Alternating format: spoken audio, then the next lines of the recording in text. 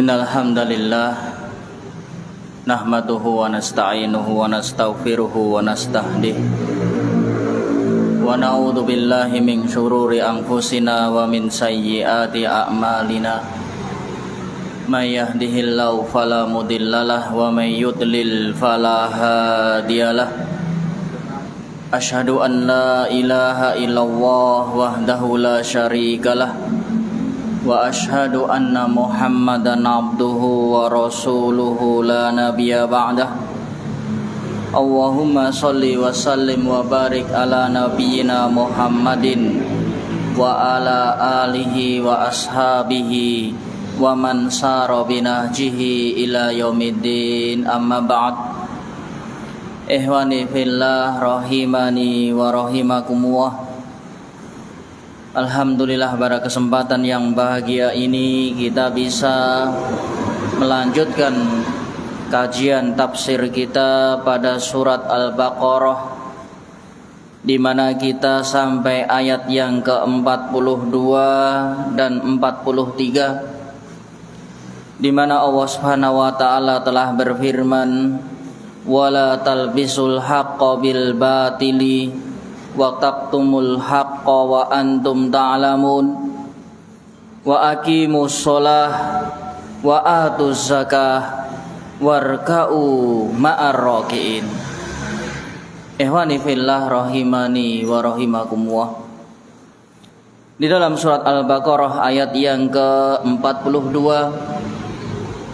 Allah Subhanahu wa taala berfirman kepada mereka bangsa Bani Israel setelah memerintahkan agar mereka beriman kepada Allah dan beriman terhadap apa yang Allah turunkan dari Al-Quran, kemudian melarang mereka dari menjadi orang yang pertama kali ingkar dan kafir. Demikian larangan yang berikutnya adalah memperdagangkan ayat-ayat Allah dengan sekelumit dunia.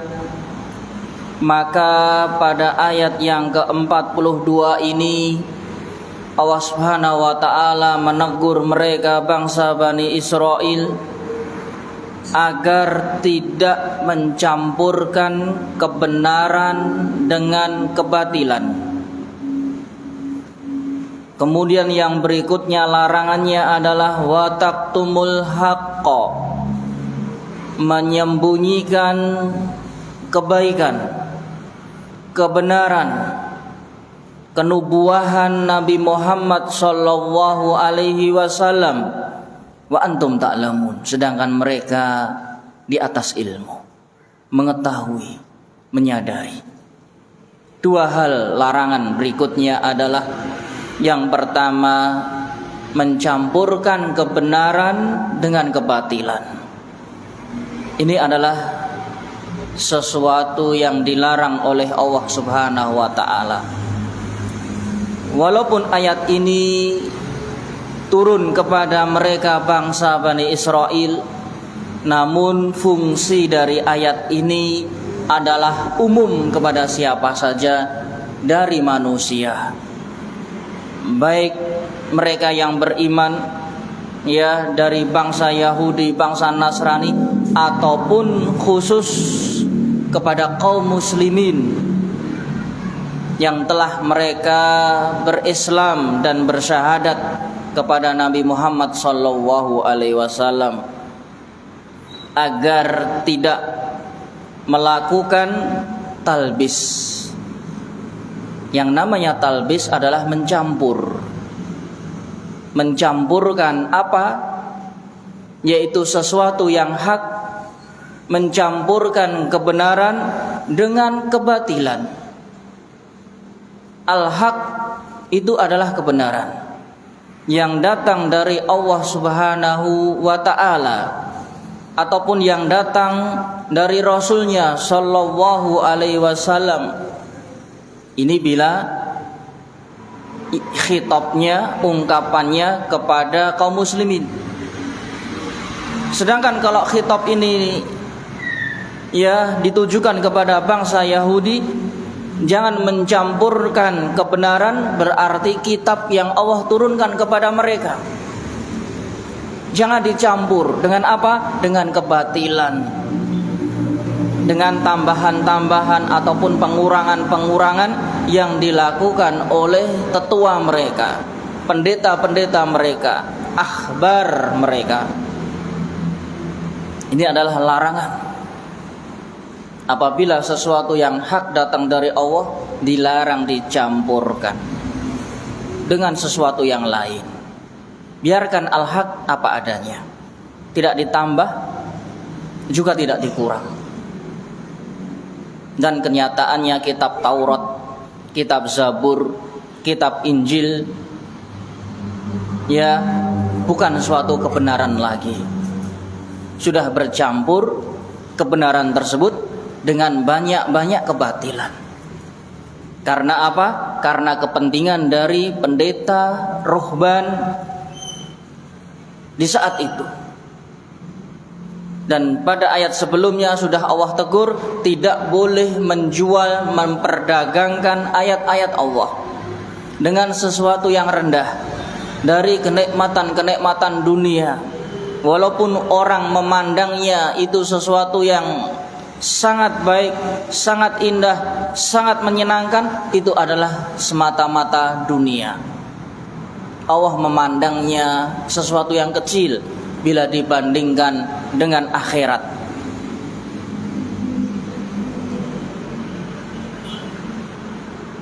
Kemudian larangan yang berikutnya adalah wataktumul haqqo, menyembunyikan kebenaran. Ini larangan yang berikutnya. Mencampur kebenaran dengan kebatilan sudah salah, sudah menjadi suatu kesesatan yang nyata. Kemudian larangan berikutnya menyembunyikan kebenaran, lebih parah lagi. Kalau yang namanya kebenaran dicampur dengan kebatilan saja sudah dilarang, bagaimana terlebih yang namanya kebenaran disembunyikan secara utuh?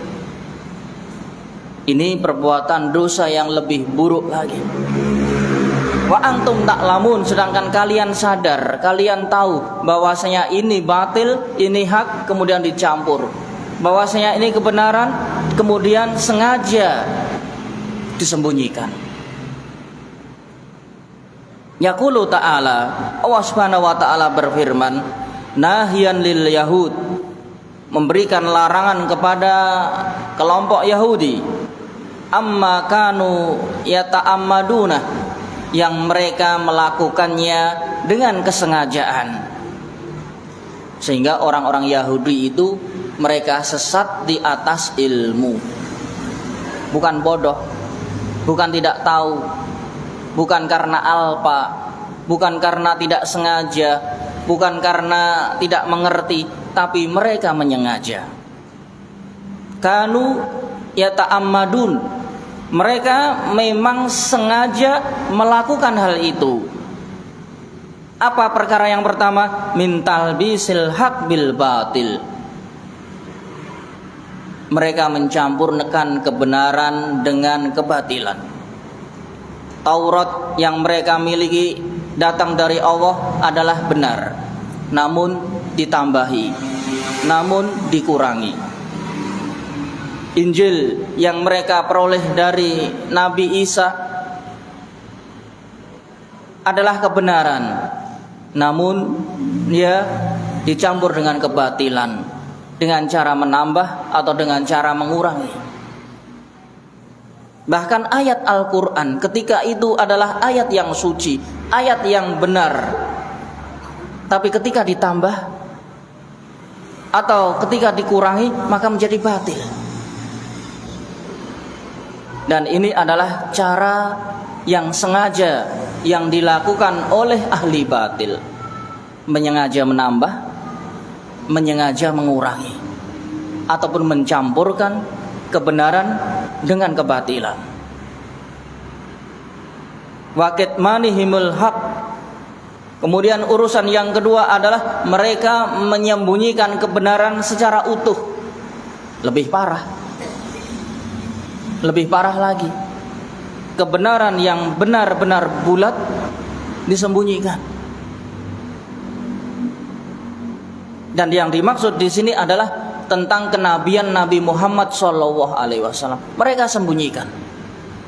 Padahal ada tertera diulang-ulang di dalam kitab mereka bahwasanya akan muncul di akhir zaman Nabi yang terakhir, Rasul yang terakhir yang menghapus agama sebelumnya. Nabi tersebut namanya Ahmad, orang yang terpuji. Muhammad, orang yang selalu banyak memuji Tuhannya. Al-Mahi, yang menghapus ajarannya, ajaran-ajaran sebelumnya. Al-Aqib, yaitu seorang nabi yang tidak ada lagi nabi setelahnya ataupun rasul setelahnya. Mereka tahu, tapi disembunyikan, dihilangkan secara utuh. Sehingga bangsa Bani Israel mengetahui tentang kenabian Muhammad. Berbeda dengan bangsa Quraisy, mereka betul-betul jahil. Mereka betul-betul tidak tahu kalau Muhammad adalah nabi. Orang-orang musyrik Mekah betul-betul dalam kondisi jahiliyah, jahla, permanen kebodohannya. Betul-betul tidak tahu ilmu, tidak memiliki pengetahuan. Mereka tidak sampai kepada mereka Alkitab, tidak ada kitab.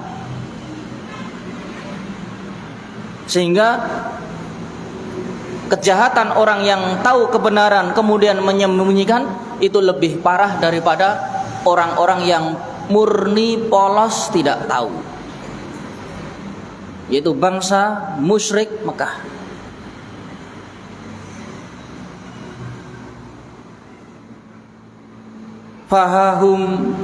Fanahahum an syai'aini ma'an. Berkata Al-Hafidz Ibnu Katsir di dalam tafsirnya, maka di dalam ayat ini Allah melarang dua hal sekaligus.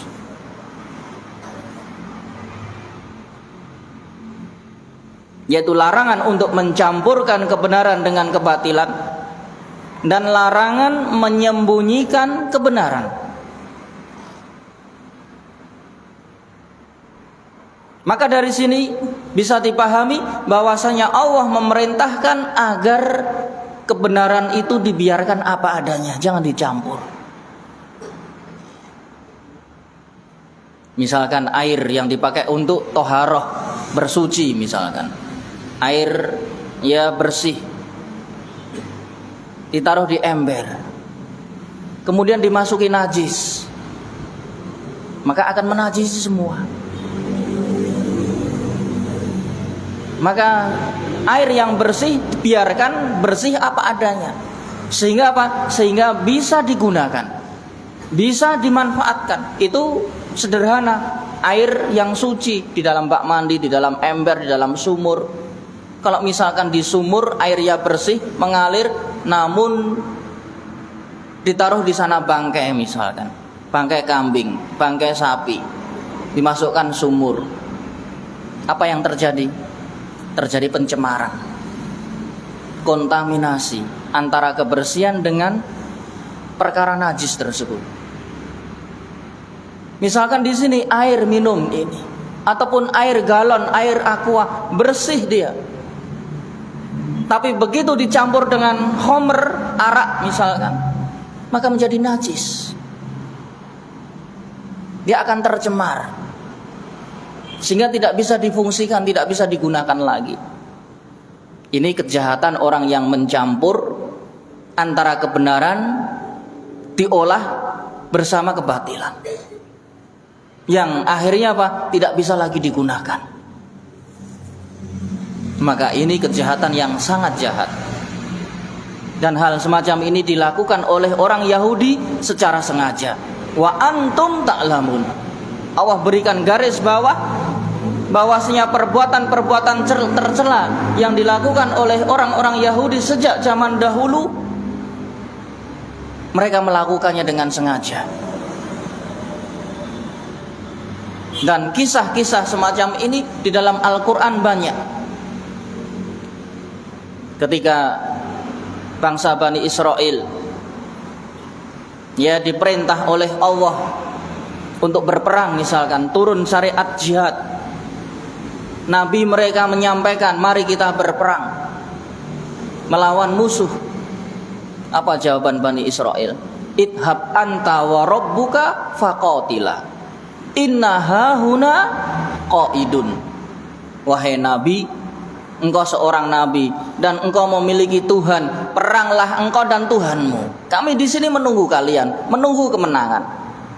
Ini kan kurang ajar. Dan mereka menyengaja bahwasanya turun syariat jihad agar mereka melakukan, tapi mereka melakukan hal-hal yang batil. Allah perintahkan kepada mereka untuk beristighfar.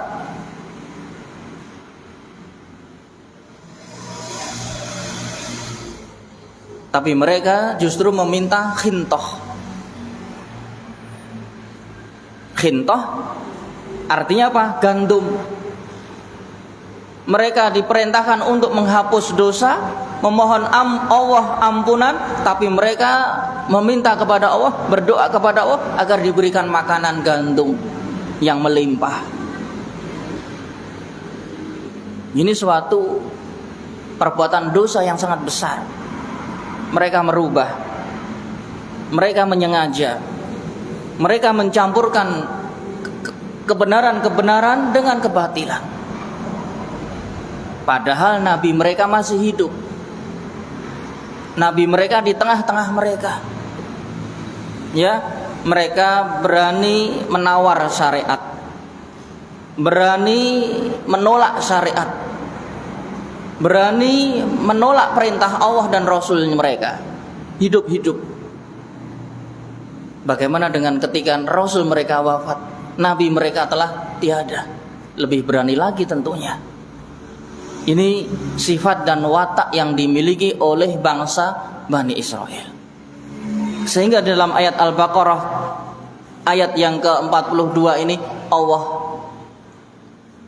melarang mereka. Yang pertama, agar tidak mencampurkan kebenaran dengan kebatilan, karena kalau kebenaran dicampur dengan sesuatu yang batil tidak berfungsi, menjadi rusak. Apapun yang namanya baik ditambah keburukan menjadi sirna. Amal soleh misalkan, sholat, zakat, puasa, ditambah dengan keburukan, kebatilan, riak misalkan, maka menjadi hancur amalnya, tidak berguna, tidak diterima oleh Allah.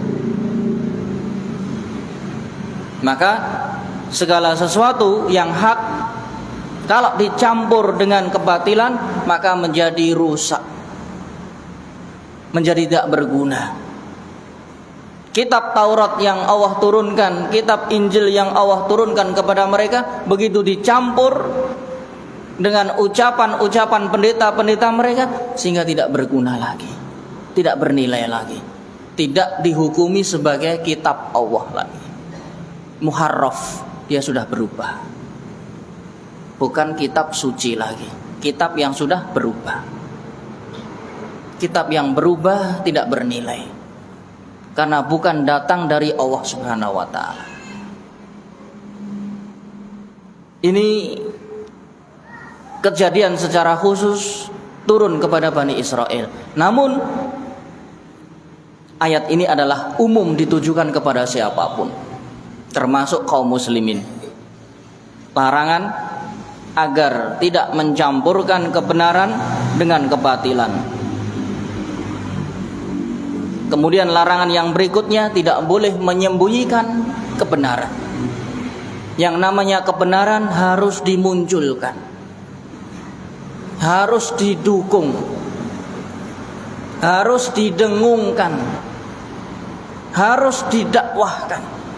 Bagaimana perjuangan Nabi SAW mendakwahkan kebenaran, mendakwahkan agama Islam ini di tengah-tengah kaum musyrikin Quraisy jahiliyah, Mereka orang bodoh, tidak kenal kitab, tidak kenal nabi, tidak kenal apapun, tidak kenal agama. Karena bangsa Arab ketika itu dia memang betul-betul dikelilingi padang pasir, gurun pasir. Sehingga pengetahuan, ilmu, berita tidak sampai kepada mereka. Sehingga mereka menjadi orang yang betul-betul jahiliyah, orang yang bodoh. Maka Nabi Rasul Shallallahu Alaihi Wasallam berdakwah, menyampaikan al-haq, tidak disembunyikan, disampaikan kepada umatnya, walaupun tahu ditentang. Bahkan dari paman-pamannya pun ya menjadi orang-orang yang pertama menghalangi dakwah beliau. Abu Jahal, Abu Lahab menghalangi dengan terang-terangan. Ketika belum datang wahyu, beliau disanjung-sanjung sebagai orang yang amin, terpercaya, orang yang amanah, orang yang baik, orang yang ya berbudi pekerti, berakhlak luhur. Tapi begitu menyampaikan kebenaran, berubah drastis 100%. Dituduh tukang sihir, dijuluki orang gila, dijuluki dengan julukan-julukan yang menjijikkan. Apa alasannya? Karena menyampaikan kebenaran, menunjukkan bahwasanya kebenaran itu berat. Kebenaran adalah amanah dari Allah, berat. Bahkan langit dan bumi pun enggan untuk memikul kebenaran ini. Amanah, inna aradnal amanata 'alas samawati wal ardi wal jibal fa abaina ayyahmilnaha. Kita paparkan amanah, kata Allah, kepada langit, kepada bumi, kepada gunung yang menjulang tinggi ke langit. Fa abaina ayyahmilnaha. Mereka enggan untuk memikul kebenaran ini, amanah ini. Wa hamalahal insan wa asfaqna minha wa hamalahal insan. Kemudian Allah ringankan amanah tersebut dan dipikul oleh para manusia. Amanah berat, kebenaran itu berat. Sehingga kebenaran itu pertama tidak boleh dicampur dengan kebatilan. Yang kedua, menyembunyikan kebenaran. Bentuk-bentuk mencampurkan kebenaran dengan kebatilan sangat banyak sekali.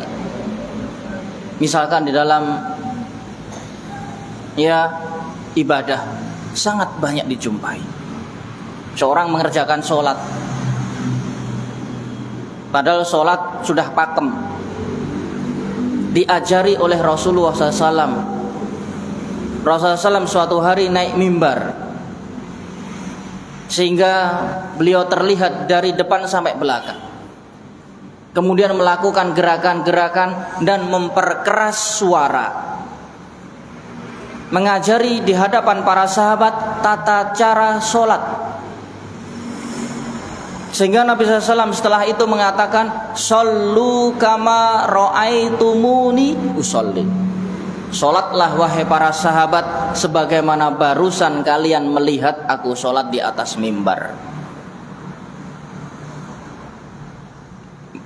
Bertoharoh, ya, kemudian menghadap kiblat, kemudian niat, dan niatnya tidak dikeraskan lewat lisan. Kemudian takbir, ya, tidak seperti orang-orang a'udzubillahi minasyaitonirrajim, bismillah, baru Allahu akbar. Kesalahan yang besar. Dari mana datang hal semua ini? Tambahan-tambahan, pengurangan-pengurangan. Maka yang namanya ibadah sudah pakem.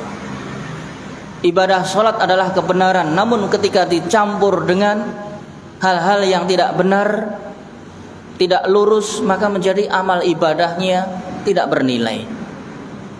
Rasulullah SAW mempraktekkan sholat, berdiri menghadap kiblat dari takbir, kemudian bacaan-bacaannya sampai salam.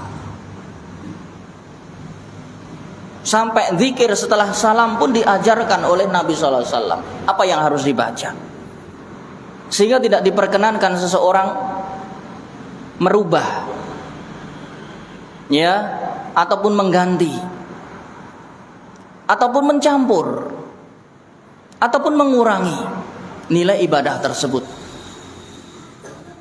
Ini dalam hal sholat, puasa, zakat, haji, kemudian adab-adab yang lain, adab masuk masjid,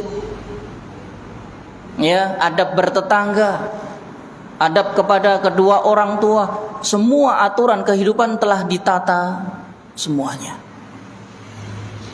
Dari manusia lahir sampai bagaimana manusia harus dikuburkan, ada tata caranya. Ketika lahir, apa yang harus dilakukan oleh orang tua sebagai kewajiban kepada anak.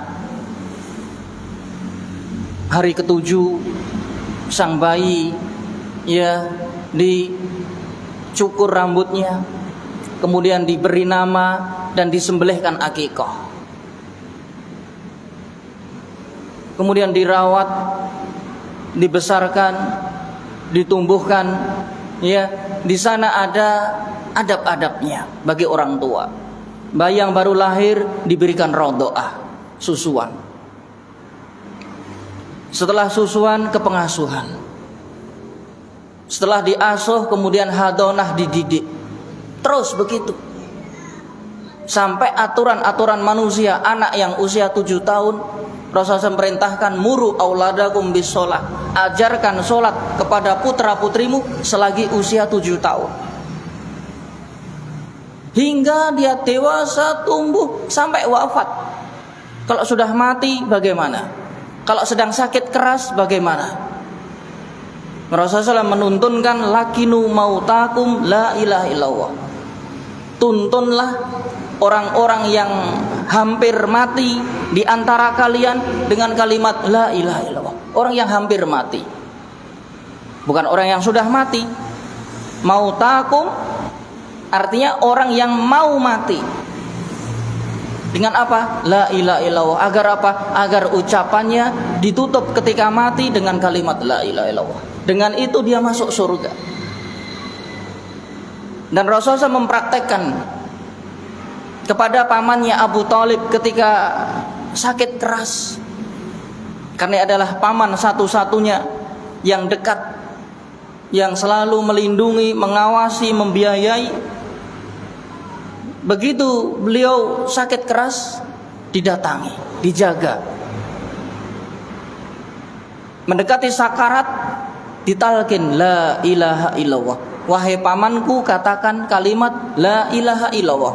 Dengan kalimat ini aku berhujjah di hadapan Allah sehingga aku bisa menyelamatkan kamu, membawa ke dalam surga. Bila tidak, maka tidak bisa. Maka syarat masuk surga adalah la ilaha illallah. Mengucapkannya ketika hidup. Batasan akhir sebelum mati, sebelum nyawa keluar dari kerongkongan, itu masa terakhir. Kalau dia ditalkin kemudian mengikuti dan mengucapkan la ilaha illallah, alamat dia masuk surga. Paling tidak jaminan untuk masuk surga. Kemudian setelah mati bagaimana? Apa yang harus diperbuat? Melunasi hutangnya, melaksanakan wasiatnya, ya, kemudian diselenggarakan jenazahnya dengan cara dimandikan, kemudian diberikan pakaian, peristirahatan terakhir, kemudian ditempatkan. Setelah itu baru dibagi warisannya. Ada etika-etikanya, ada tuntunannya. Semua itu ada dalam ajaran Islam. Bahkan setelah mati, apa yang harus dilakukan ketika seorang telah mati? Apakah dibacakan Al-Quran? Apakah dilakukan ini dan itu? Semua ada tuntunannya.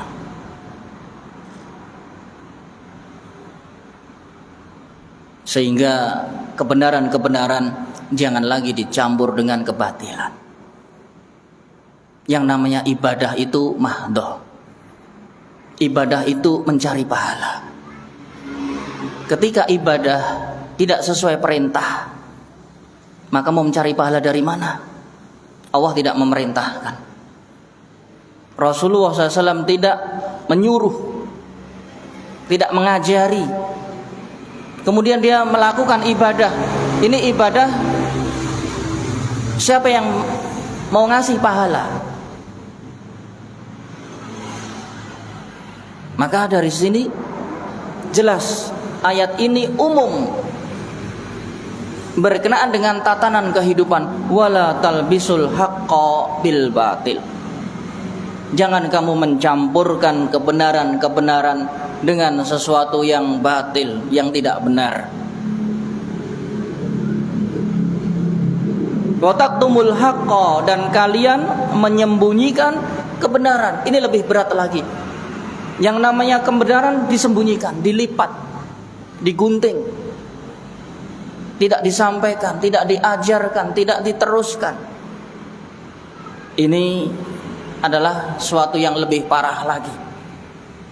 Sedangkan manusia rata-rata menyembunyikan, benar-benar sadar dan faham bahwasanya perbuatannya adalah perbuatan salah, perbuatan yang terkutuk, tercela. Menyembunyikan kebenaran. Kebenaran hendaknya disampaikan. Walaupun hati berat menerimanya, harus disampaikan.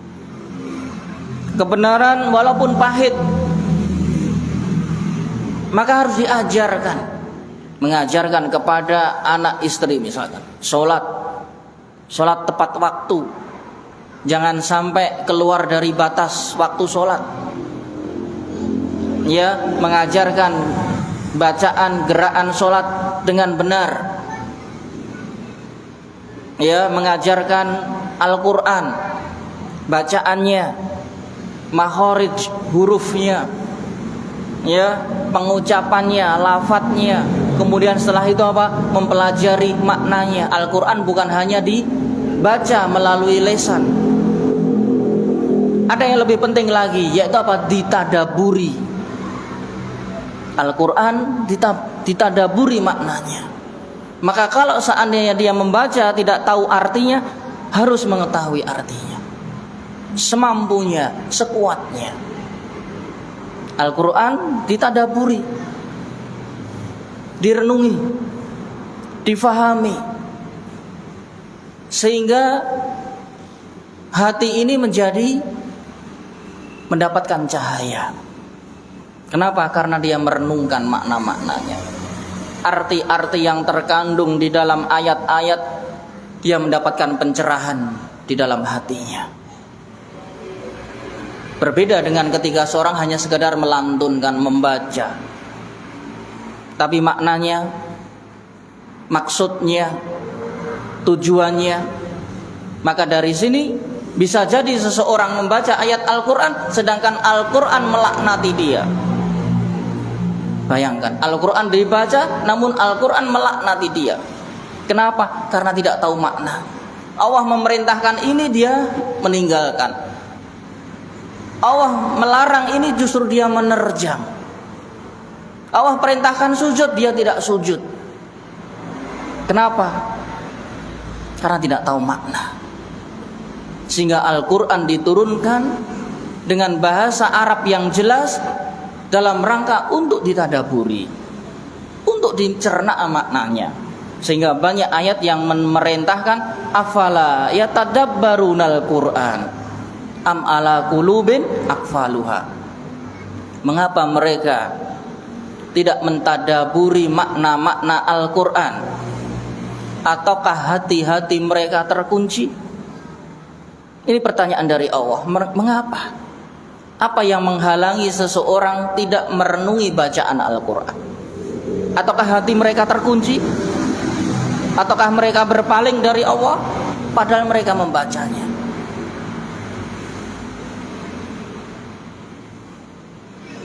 Wa Qur'anan faraqnahu litaqra'ahu ala nasi ala muksin wa nazzalnahu tanzila. Al-Quran yang Allah turunkan setahap demi setahap, sedikit demi sedikit, bukan seperti kitab Taurat, kitab Zabur, kitab Injil yang diturunkan sekaligus.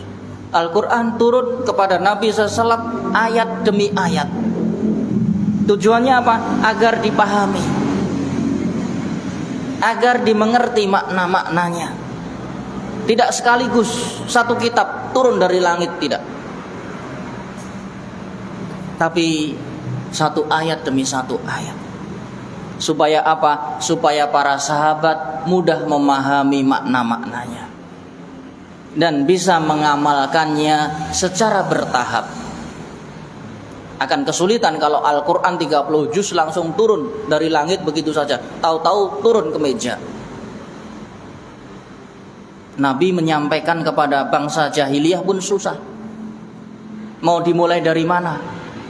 Al-Quran 30 juz, dari depan atau dari belakang atau dari tengah.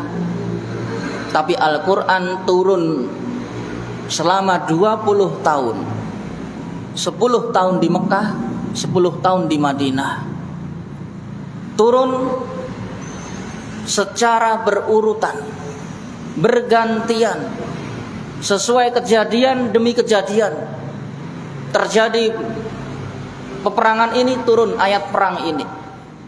Perang Badar turut ayat-ayat yang berkenaan tentang perang Badar di dalam surat Al-Imran misalnya.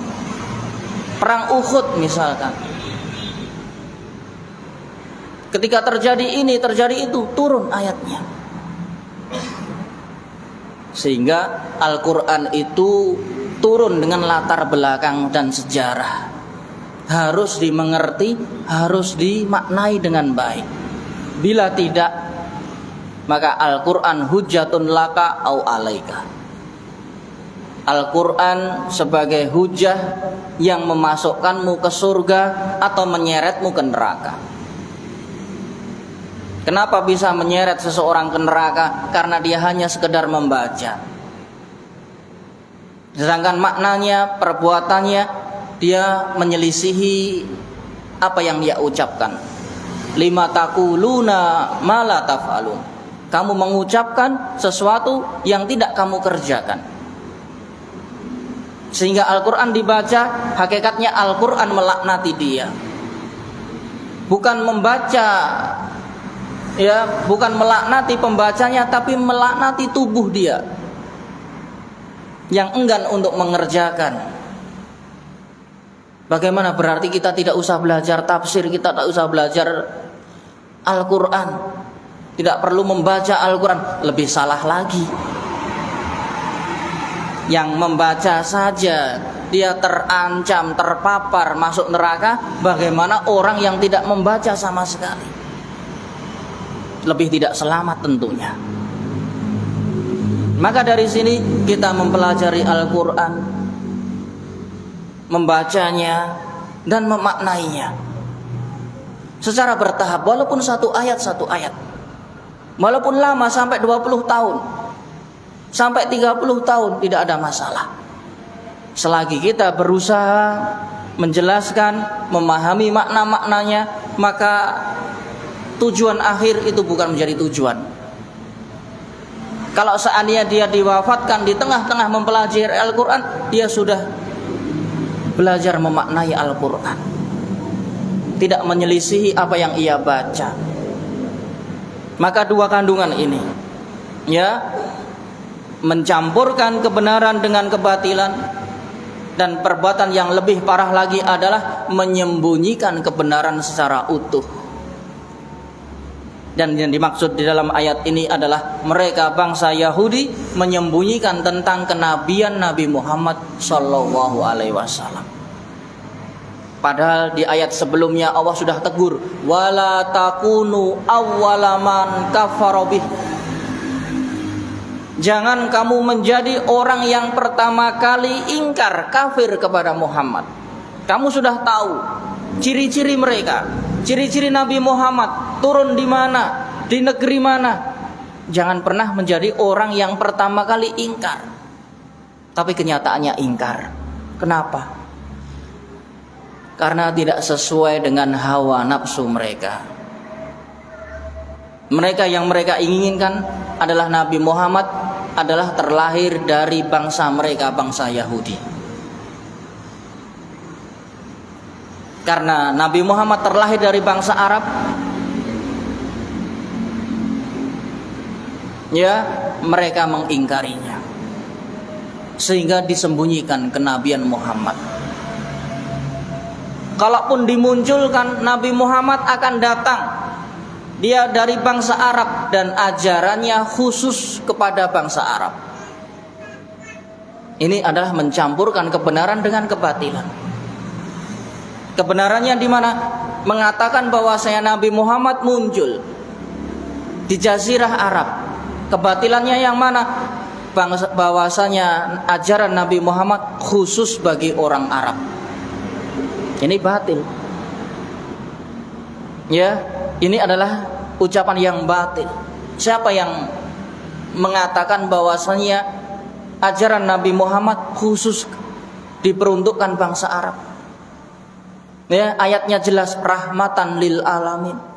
Dia sebagai rahmat. Ya, kasih sayang Allah kepada dunia. Umat manusia ini yang tadinya bodoh, gelap, menjadi bercahaya, terang, berakhlak baik. Dahulu bangsa jahiliyah saling membunuh, saling merampok, saling merampas, memperkosa, menindas, berbuat curang, menipu, memalsu, minum arak, berjudi, semua kejahatan diterjang. Begitu Al-Quran turun mendidik mereka menjadi manusia-manusia yang nomor satu. Lahir Abu Bakar, muncul Umar, datang Utsman, ya, keponakannya sendiri Ali bin Abi Thalib dididik sehingga menjadi khalifah di muka bumi, pemimpin umat manusia yang dikenang sepanjang masa. Karena apa? Karena keadilan mereka. Karena apa? Karena adab mereka. Karena apa? Karena ibadah mereka. Karena apa? Karena budi pekerti mereka. Mereka luhur, padahal sebelumnya jahiliyah, menghalalkan segala cara menjadi umat yang nomor satu. Di mana Allah Subhanahu wa taala firmankan, kuntum khaira ummah uhrijat linnas ta'muruna bil ma'ruf wa tanhauna 'anil munkar. Engkau wahai para sahabat Nabi Muhammad sallallahu alaihi wasallam, sebaik-baik umat, sebaik-baik manusia dari sejak Nabi Adam hingga manusia akhir zaman. Para sahabat adalah orang yang terbaik. Diabadikan di dalam surat Al-Imran. Kuntum, kalian adalah khaira ummatin, sebaik-baik generasi, sebaik-baik manusia, ukhrijat linnas, yang dikeluarkan, tadinya belum ada, kemudian Allah keluarkan untuk para manusia, menjadi contoh, menjadi teladan. Dan Nabi SAW bersabda, khairun nasi qarni, sebaik-baik manusia adalah generasiku, para sahabat. Yang di situ ada Abu Bakar, ada Umar, ada Utsman, ada Tolha, ada Zubair, seluruh sahabat.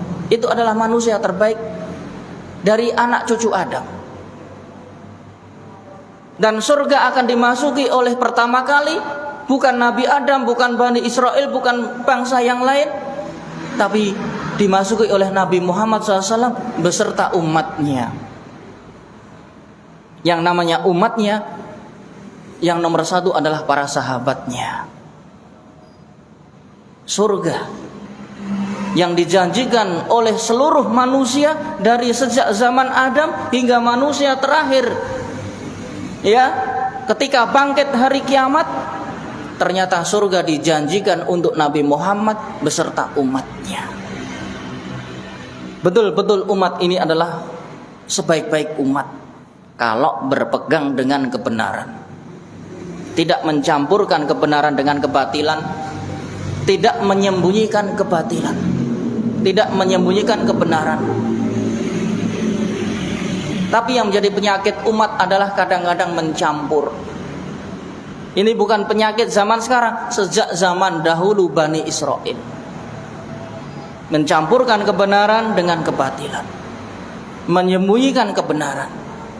Sekarang kebenaran dibungkam, disembunyikan, dikalahkan, dihilangkan, dipotong, dicampakkan, dan yang dinampakkan adalah kebatilan. Islam digambarkan agama yang keras, agama yang buruk. Padahal Allah sudah kabarkan manusia umat Islam adalah manusia yang terbaik, terbaik untuk dunia. Khairu ummatin ukhrijat linnas, diperuntukkan untuk seluruh manusia, bukan hanya orang Islam saja, diperuntukkan seluruh penduduk bumi. Manusia, selagi dia manusia, dia yang terbaik. Bahkan kepada binatang, bahkan rahmatan lil alamin, sebagai rahmat, sebagai kasih sayang Allah kepada seluruh makhluk. Ini menunjukkan tentang agungnya kebenaran. Dan mereka bangsa Yahudi menyelewengkan hal ini. Wa antum ta'lamun, mereka mengetahui, mereka sadar, bukan sesuatu yang tidak sengaja, disengaja Islam itu dihilangkan, Islam itu dimusuhi, Islam itu ditindas sengaja sejak zaman dahulu kala hingga hari kiamat. Wa antum ta'lam, dan engkau mengetahui hal itu. Maka orang-orang yang telah berbuat jahat terhadap Islam dan kaum muslimin, mereka sadar. Tidak ada kata tidak sengaja. Mohon maaf, saya tidak tahu. Tidak ada kamus ini. Wa antum ta'lamun. Orang yang memusuhi kebenaran, mereka menyengaja. Mereka sudah dirancang, mereka sudah menggariskan, mereka sudah memelenukan, mereka sudah menyiapkan. Wa antum ta'lamun. Ini yang menjadi disayangkan. Apakah kemudian Islam akan redup? Agama Islam akan hilang dari bumi? Walau karihal musyrikun, walau karihal munafikun. Wa makaru wa makarullah. Mereka berbuat makar, berbuat tipu daya. Siapa mereka? Bagaimana dengan Allah kalau berbuat makar? Ketika Allah zat yang maha kuasa berbuat makar, siapa yang bisa mengalahkan makar Allah? Mereka berbuat tipu daya, Allah membalasi tipu daya mereka, sehingga muncul bencana, sehingga timbul peperangan antara mereka, sehingga muncul perselisihan di antara mereka. Itu adalah balasan Allah, balasan Allah kepada orang-orang yang berbuat jahat. Wa makaru wa makarullah, wallah khairul makirin. Mereka merencanakan, dan Allah juga merencanakan. Siapa yang bisa mengalahkan rencana Allah? Tidak ada. Mereka yuriduna liyutfi'u nurallah bi afwahim. Mereka mau membungkam cahaya Allah dengan lisan mereka, dengan perbuatan mereka. Tapi ya, Allah berkehendak untuk memunculkan cahaya tersebut, memenangkan cahaya tersebut walau karihal kafirun. Walaupun hakikatnya orang-orang kafir ya tidak menyetujuinya. Dan ini di luar prediksi, praduga kekuatan mereka. Kemudian Allah perintahkan kepada mereka bangsa Bani Israel, wa aqimus sholah, dan tegakkanlah sholat. menunjukkan bahwasanya ibadah sholat sudah ada sejak zaman Bani Israel. Bahkan sebelum itu menjadi syariat Nabi Ibrahim, yang dimana Israel adalah anak dari Yakub. Yakub ayahnya Ishak, Ishak ayahnya Ibrahim, keturunan yang keempat. Nenek moyangnya Ibrahim sudah diperintahkan sholat. Ini menunjukkan bahwasanya ibadah sholat adalah ibadah yang agung. Hubungan antara seorang manusia dengan Tuhannya. Walaupun syariat sholat berbeda antara nabi dengan nabi yang lain. Seperti di sini, warka'u ma'ar raki'in, dan rukuklah bersama orang-orang yang rukuk. Karena sholatnya orang Yahudi tidak mengenal rukuk.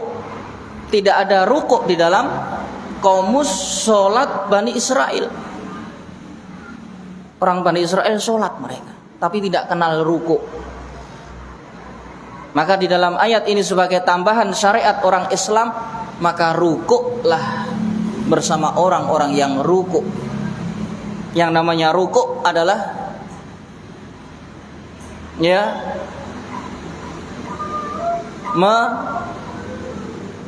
membungkukkan punggung sehingga sejajar. Berbeda lagi dengan sujud. Dengan sujud dia menaruhkan kepala di atas bumi. Sedangkan rukuk adalah pertengahan antara berdiri dan sujud. Dia membungkukkan badannya. Dan gerakan-gerakan sholat sudah diajarkan Nabi SAW. Apa yang dilakukan oleh Nabi ketika sholat? Setelah menghadap kiblat, tidak melafadzkan apapun, kemudian beliau bertakbir Allahu Akbar. Setelah bertakbir beliau membaca doa iftitah. Nabi mengajarkan berbagai jenis doa-doa iftitah, dari yang pendek dan sampai yang panjang. Ada 7 bacaan. Boleh digunakan yang mana yang mudah. Setelah membaca iftitah kemudian ta'awud, a'udzubillahi minasyaitonirrajim, bismillahirrahmanirrahim, kemudian memulai membaca mengeraskan bacaan alhamdulillah. Loh, kok tidak mengeraskan bacaan bismillahnya? Benar, bismillah dari bacaan Fatihah, namun ketika sholat sudah menjadi syariat baru. Nabi mengajarkannya apa? Membaca a'udzubillah, membaca bismillah dengan pelan, kemudian mengeraskan, memulai dari alhamdulillah. Ini yang kita lakukan. Kemudian tidak dikritik habis-habisan. Wah, nggak sah sholatnya. Lah ngopo? Fatihah kurang siji. Lah, jari sopo? Ini sok pinter. Betul dia masuk Fatihah, tapi Nabi membacanya bagaimana ketika sholat? Kita bicara ketika sholat, bukan membaca seperti biasa.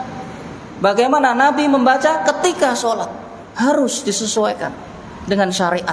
Bila tidak, justru salah. Justru salah. Membaca Fatihah kemudian mengamini, dan memerintahkan para sahabat untuk membaca amin. Karena barang siapa yang imam membaca amin, kemudian para makmum membaca amin, sedangkan aminnya imam dan makmum bila berbarengan, maka akan diamini oleh para malaikat, dikabulkan malaikat. Kemudian membaca surat. Rasulullah SAW kadang membaca panjang, kadang membaca pendek. Bila beliau berjamaah maka meringankan bacaan. Karena ada yang tua, ada yang sakit, ada yang perempuan, ada anak kecil, sehingga beliau membacanya bila berjamaah tidak memanjangkan. Tapi begitu beliau bersolat sendiri, berdiri sendiri, terlebih solat sunnah, solat malam, beliau menghabiskan surat Al-Baqarah, menghabiskan surat Al-Imran, menghabiskan surat An-Nisa dalam satu rakaat, dalam satu berdiri. Bayangkan, siapa yang bisa? Jangan dibalik. Loh, kan sholat semakin lama semakin afdol. Iya, itu kalau kamu sholat sendiri ada aturannya. Tapi kalau kamu sholat bersama makmum, ada yang tua, ada yang sepuh, ada yang sakit, ada yang masuk angin, memaksakan diri ke sholat berjamaah, pertimbangkan dong jamaah. Ada tata caranya, ada etikanya, tuntunannya. Tapi begitu kamu sholat tahajud sendirian di tengah malam, silahkan habiskan Al-Quran semuanya. Kalau mampu. Di sini semua ada aturannya. Jangan dipukul rata. Ya. Ada aturan dan syariatnya. Rasulullah telah membimbing. Kita mencari pahala, maka lakukan sesuai apa yang dilakukan Rasulullah tanpa mencampurkan dengan kebatilan, tanpa menghilangkan kebenaran. Aqimus sholah, dirikanlah sholat. Wa atuz zakah, ini menunjukkan bahwasanya agungnya perkara sholat, agungnya perkara zakat. Di dalam Al-Quran lebih dari 80 kali digabung antara sholat zakat, sholat zakat, sholat zakat, menunjukkan bahwasanya zakat adalah qarinus sholat, pendamping sholat adalah zakat. Dan zakat yang dimaksud di sini adalah zakat yang fardu. Sebagaimana sholat ada yang fardu, ada yang mustahab. Zakat pun ada yang fardu, ada yang mustahab. Yang harus dikerjakan yang fardu. Kalau mampu, maka mengerjakan yang sunnah. Zakat pun demikian. Yang fardu adalah yang dikerjakan dalam zakat. Selebihnya kalau mau sedekah, mau infak, sesuai dengan kemampuan. Tapi zakat tidak boleh ditinggalkan, harus ditunaikan. Kemudian Allah tutup warka'u ma'ar raki'in, menunjukkan wajibnya sholat berjamaah. Sholat berjamaah hukumnya wajib. Sebagian memandang fardu kifayah. Bila ditegakkan oleh sekelompok, maka gugur kelompok yang lain. Sebagian memandang adalah sunnah. Tapi pendapat yang kuat, walaupun terjadi khilaf, bahwasanya sholat berjamaah adalah wajib bagi kaum lelaki. Mengerjakan di dalam masjid. Banyak dalil di antaranya ini. Warka'u, maka rukuklah bersama orang-orang yang rukuk. Kalimat ma'a, bersama, menunjukkan bahwasanya sholat fardu ditunaikan secara berjamaah. Secara berjamaah. Bagaimana kalau seandainya ditunaikan sendiri di dalam rumah? Bagi lelaki, sholatnya sah. Sholatnya sah. Tapi dia kehilangan fadilah, keutamaan yang dimana sholat sendiri memiliki derajat pahala 1, sedangkan melakukan dengan berjamaah dengan mendapatkan derajat 27 derajat. Di dalam riwayat hadis yang lain 25 derajat bila dibandingkan dengan sholat sendiri. Dan kalimat warka'u ma'a, para ahli tafsir ya memahami bahwasanya sholat tersebut dilakukan berjamaah dan hukumnya wajib. Dikuatkan dengan sunnah Nabi. Nabi SAW suatu hari didatangi oleh seseorang yang buta. Dia memakai tongkat. Jarak antara rumah dan masjid Nabi jauh. Sehingga orang ini datang kepada Nabi menghadap meminta agar diringankan tidak sholat jamaah. Karena rumahnya jauh, dia buta, dia hidup sendiri, tidak ada yang mengajaknya ke masjid. Maka meminta izin kepada Nabi agar diringankan. Wahai Nabi, bolehkah kami sholat di dalam rumah sendirian, tidak pergi ke masjid? Karena tidak ada yang menuntunku pergi ke masjid. Sedangkan aku buta. Aku buta, kata orang tersebut. Maka dijawab iya. Namun ketika dia mau berpaling, Ditanya lagi oleh Nabi, apakah kamu mendengar adzan, panggilan sholat? Mendengar wahai Rasulullah. Baik, kalau begitu datangi. Datangi. Selagi mendengar adzan wajib mendatangi. Yang tadinya mau diberi keringanan boleh untuk tidak sholat berjamaah, tapi begitu dia mau melangkah dipanggil kembali, ditanya apakah engkau mendengar adzan, maka mendengar wahai Rasulullah, maka datangi adzan tersebut.